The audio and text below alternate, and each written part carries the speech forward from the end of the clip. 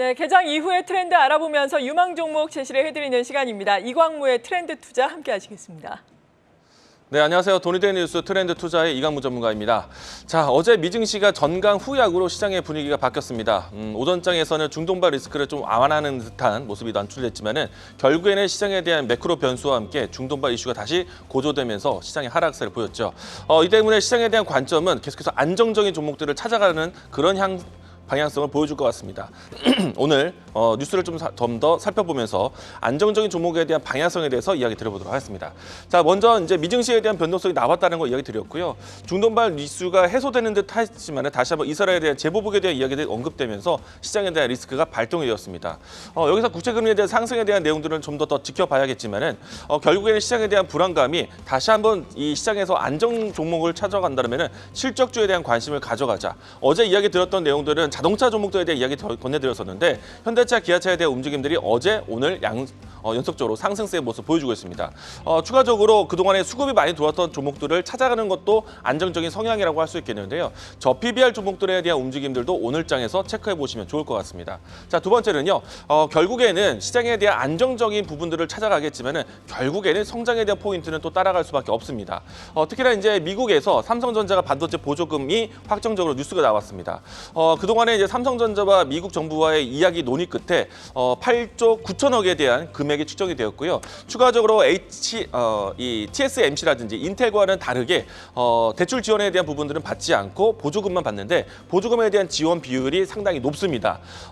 인텔과 TSMC보다 높은 비율로 해서 비조금을 받았기 때문에 아주 우호적인 관계에서 반도체 공장 증설이 시작될 것 같다라고 이야기 드리겠고요. 여기에서 삼성전자 같은 경우 최첨단 반도체 공정으로 들어간다는 것은 상당히 의미 부여를 할 수 있을 것 같습니다. 이 때문에 이제 이 테일러 공장에 대한 관심으로 해서 올라갈 수 있는 장비 종목들 관심 있게 보시면 좋을 것 같고요. 세 번째는 오늘 자율주행 관련된 종목들의 움직임이 상당히 강합니다.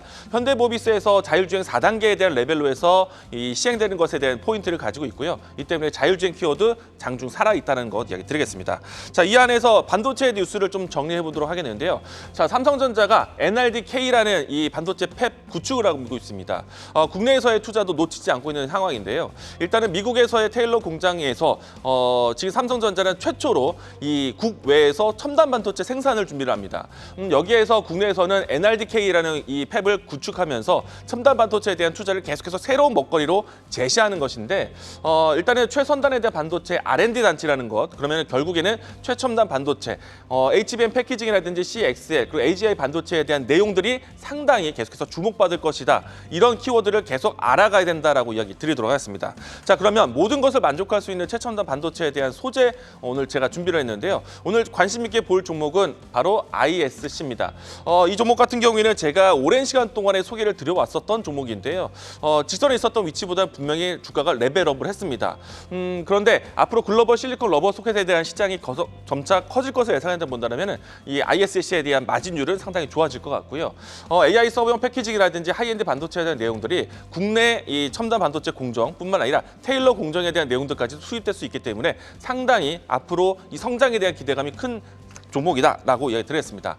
다른 종목과 비교해 본다면 리노공업이라든지 ISC 모두 다 앞으로 우상향적인 모습 보여줄 것인데요. ISC가 조금 더 현재 위치에서는 가격적 매력가 있다는 점 이야기 드리겠습니다. 자, 이 종목에 대한 주가 흐름을 살펴보도록 하겠는데요.